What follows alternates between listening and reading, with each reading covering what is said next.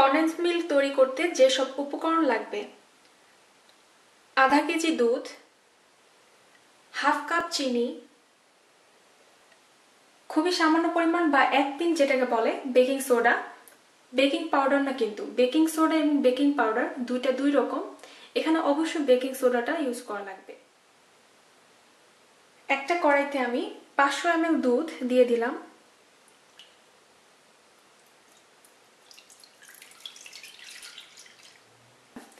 এখন আমি এর মধ্যে হাফ কাপ চিনি দিয়ে দিচ্ছি। মিডিয়াম হিটে আমি নেড়ে নেড়ে চিনিটাকে গলিয়ে নিব। সবসময় নাড়তে হবে, না নাড়লে নিচে লেগে যাবে।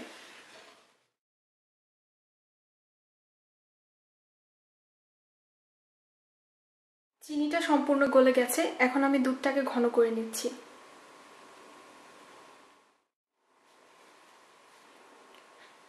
এমনভাবে নাড়তে হবে যাতে উপরে দুধের সরটা না পড়ে।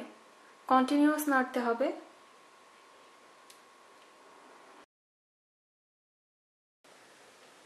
পনেরো মিনিট পর আমি চুলার হিটটা মিডিয়াম থেকে একটু বাড়িয়ে দিলাম।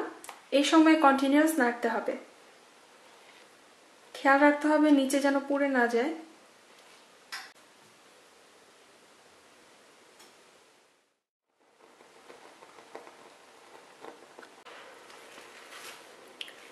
কনডেন্স মিল্কটা রেডি। দুধটাকে আমি এর চেয়ে বেশি ঘন করছি না, কারণ এটা যখন ঠান্ডা হয়ে যাবে তখন আরো বেশি ঘন হয়ে যাবে।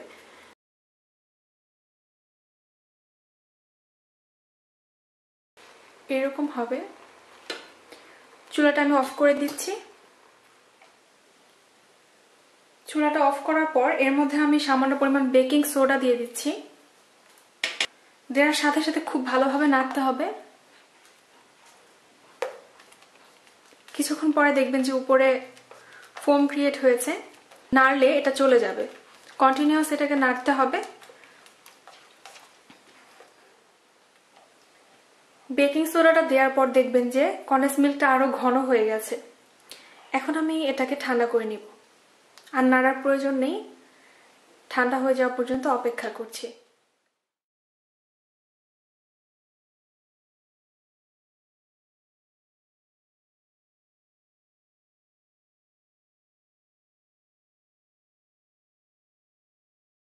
ফিরনি, মিষ্টি বা ডেজার্টেজ সব ক্ষেত্রে এই কনডেন্স মিল্কটা আপনারা ব্যবহার করতে পারেন। একটা এয়ারটাইট বক্সে ফ্রিজে রাখতে হবে।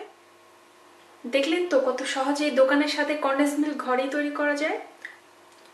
আর দোকান থেকে কিনে আনার কি দরকার, যখন আপনি ঘরেই কনডেন্স মিল্ক তৈরি করতে পারেন। আমার নতুন নতুন রেসিপি পেতে আমার চ্যানেলে সাবস্ক্রাইব করতে ভুলবেন না। আমার ভিডিওটি দেখার জন্য আপনাদের সবাইকে অসংখ্য ধন্যবাদ। আল্লাহ হাফেজ।